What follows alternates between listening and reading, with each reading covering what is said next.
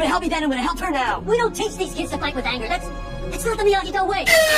Hey y'all, what's up? How y'all doing? Don't act like we're sweet. You've been gone for dang near 2 months. My food is already cold. Alright, chill. It's okay. I'm back now. That's all that matters. Plus, I was baked for half the time, so for me, it felt like a week. And during this long week, I've been reading, watching, learning, exploring. And during my journey of self-discovery and euphoria, I remembered how much I hate certain people. On my TV, we're back with more annoying characters. I've watched a few more shows and movies since my last one, and I wanted to pop a blood vessel real quick to rant about them. Before I yap my mouth ranted for however long. Real quick, these characters don't make or break a show or movie for me. In fact, I really like most of the stuff I watch that I'm mentioning here. It's just that the characters I mentioned here, I'd love to see get ran over by a bus. We all on the same Wi-Fi? Let's start and get connected. Caillou. Now remember that make or break argument I said like 10 seconds ago? Yeah, that don't apply for him. This dude makes the show unwatchable. I'm surprised I ain't brought him up in the past, cause whenever I tried to watch him back in the day, it felt like one big commercial for Plan B. Man. Cause this dude was a demon. It seemed like every episode this dude was whining and complaining about the most trivial stuff. He sound like you. Which one of y'all said that? Whenever he ain't crying, he's making a mess and causing problems, blaming his sister for stuff he messed up, refusing to take baths, always wanting to start beef with new people he meets, being bald. This just too much to list. I swear, I wouldn't be able to handle being this boy's dad, bro. Silly old car. Silly. Hey, shut your dumb ass up before I beat it. Damn, I can hear you from downstairs. I can't stand it. I'm watching the game, and I got $2,000 on Caitlin Clark, scoring 15 in the second half. You f***ing whip my parlay, boy! You know, child labor might be illegal here, but I'll send your ass to China to make a boost for Shein in a lick of a second. You already looked the part, you'll fit right in. If I have to come up here again, I'm bringing Diddy with me. Swear to God I ain't playing with you. And those were just a few of the war crimes he's committed. I remember this one episode where he invited his friend over to play in his room with his toys, but she wanna play doctor and he wanna play dinosaurs. And when she start using his toys for doctor, he get all mad for no reason. Then he runs to his mom lying saying she took the toys. No wonder he a skinhead. This racist. Blaming that little black girl for something she ain't even do. Bro would have been a D1 police informant if this was the 1940s. And I know some people are gonna say, oh, he's just a kid. You know, some kids actually act the way that he does. Well, maybe some kids don't deserve to be adopted. I don't know, cause he don't look nothing like either of his parents. His daddy not bald, his sister not bald, and I'm 70% sure his mom is not wearing a weave. So that's his excuse. He's not even their kid. Send him back home with Annie. Some might say I'm doing too much over this child.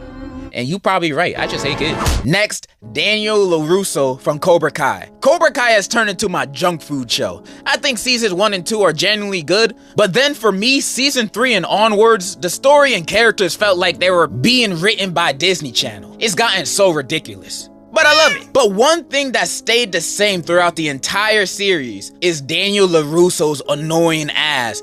Bro is constantly trying to one-up Lawrence, the best character, even when the dude is broke, drunk, and a bum who got nothing else going on. But as soon as Lawrence opens up Cobra Kai, all cause he can't get over his high school bully, being like, I can't have Cobra Kai be a thing. It's not the Miyagi way. And oh my God, I have never seen a man glaze another man to this capacity in all my days. This man rides Mr. Miyagi like a roller coaster. Damn near everything he talk about, whether it be karate, food, or sex, this dude will find some way to ride Mr. Miyagi's dead meat mid-conversation. Bro would do tricks, splits, and backflips on it if Mr. Miyagi told him to. I'm surprised he ain't lose all his purpose when he died. Instead, he worships Miyagi more than Jesus. Now, I ain't watched the Karate Kid movies, so I don't know Miyagi all that well. But if he were alive today and saw how Daniel be acting and talking about him, he'd probably be like, Daniel-san, oh, you suck a hella dick. I really can't stand this grown man. He like 60, acting like this in front of his high school karate students who are like in their mid-20s. Just embarrassing. Next, anybody that main Sombra and Spawn camps. I hate you. You make the game more unplayable than it already is, and don't reproduce. Next, Starlight. I love the boys, especially this newest season. I thought it was slow at first, but at the end, I think it was just as good as season 3. Mostly because the end of that season had that bull where Butcher and Homelander teamed up against Soldier Boy. Man, I'm still mad. But I digress. We're talking Starlight. Now, in the earlier seasons, I think she was a pretty good character, and I still think she is. But as of late, there's been moments where I'm just like, shut up. And I'm not talking about how she looked like Michael Jackson now. I don't care about that. I mean how she got all upset at Huey because he ain't know the shapeshifter wasn't her after he proposed to her and they did a whole bunch of snuggling. I know you were chained up for days, barely getting any food and water, but you do too much. Who cares about that? It's all in the past. It's not Huey's fault that she's a better side bitch than you ever were and how she always try to act intimidating with them glowing eyes. Bro, nobody's scared of you. Sit down. Like, what's she gonna do? Flash me? Sounds like a reward. Go ahead. And before you start pointing fingers at me, I'm not being sexist or nothing. I love Kimiko. She bad as hell. Firecracker too. She also bad. Miss Newman, baddie. And if the Deep is smashing Sister Sage, then I'm throwing my shot at her too. The Deep always got the best taste. Plus, I love me a girl that can help me take over the world. How can I be sexist when I want to have sex with all these women? You can't call me out. And that part when she was against Huey when he was trying to get Victoria to join the boys with them, that had me rolling my eyes so far back. Like, okay, Starlight, I get that she's foiled our plans multiple times and we have really no reason to trust her at all. But can't you see Huey's trying to get some pussy? Calm down. Dang, maybe Huey might not be a good boyfriend. Nah, it's Starlight. It's Starlight. Yeah, my Starlight examples are kind of nitpicky, and I still like her overall, but sometimes she just make me, you know. Next, Deku. Now, I never been a huge fan of MHA, but I've always liked the series overall. One thing I really ain't like about it though, was Izuku Midoriya, aka Deku. Always saw him as kind of a crybaby and a doormat. Always bawling his eyes out for every little gesture someone gives him. And a doormat cause how he became friends with Bakugo so quick. Like, this dude has bullied you to the point of you wanting to self-checkout for years. Yet just because he found out where I got my power from, he wanna be in my life now? No, you can kick rocks and go kiss Kirishima. I don't wanna be friends with you. I don't want you around me. I don't care if you know my secret. I will 1,000,000% Delaware, Mississippi smash on you if you tell anyone or talk to me, is what Deku should have done, instead of crying tears of joy when Bakugo says, hey, you weren't completely dog during training today. Oh my god.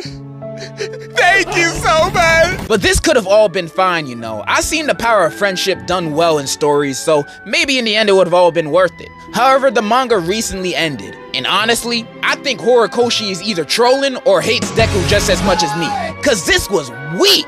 The final chapter had everybody in his class end up as successful big star heroes 8 years in the future, while Deku lost his quirk working at UA as a teacher.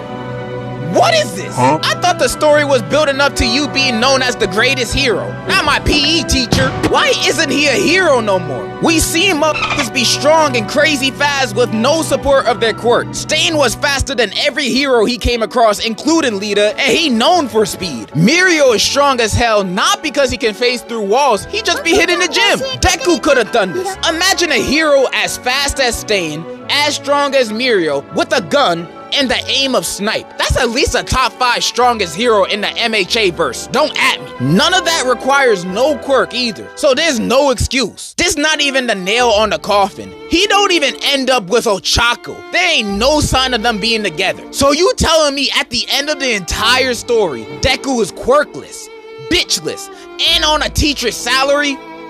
Maybe Bakugo was right. You should kill yourself. This ending is so disappointing for Deku. He gone through hell and back for this outcome. All for one, one for all. Man, this was all for nothing.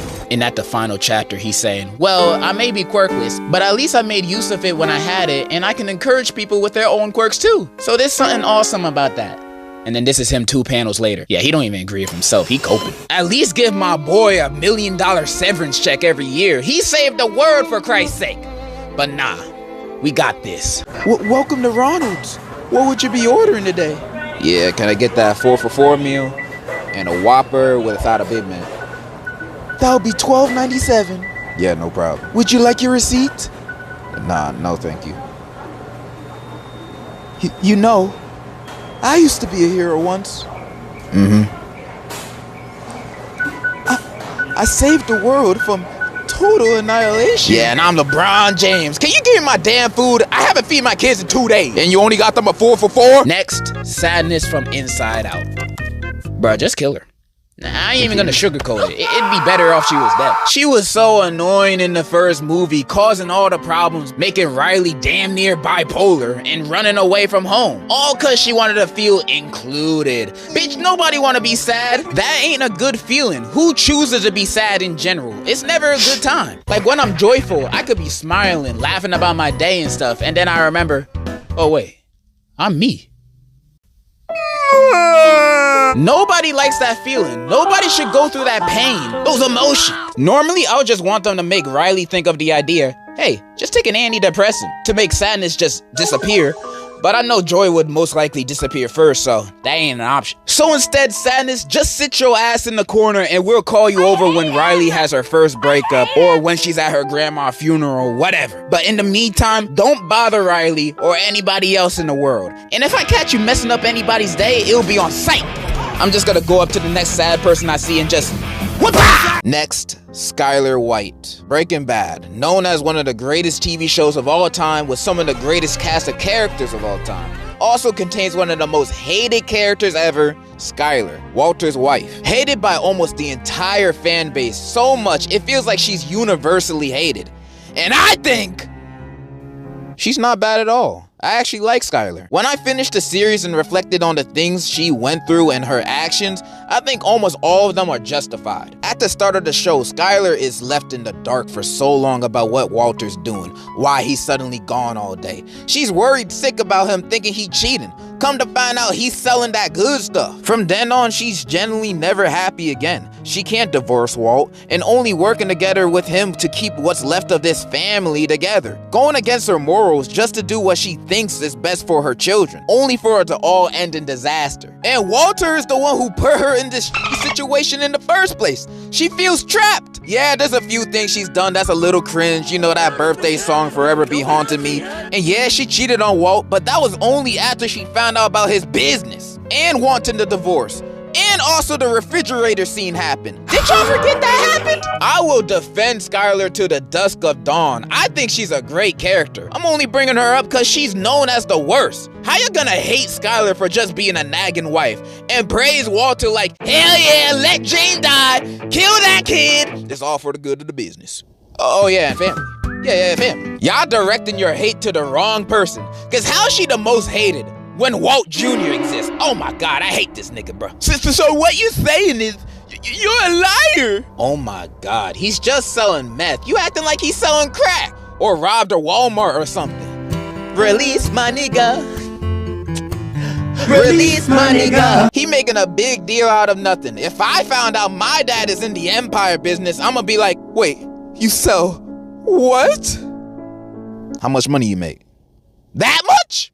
And you're not sharing? You made me pay for your food yesterday and you had this much? You greedy bastard! Next and last person I want to talk about isn't really a character, but he certainly acts like one.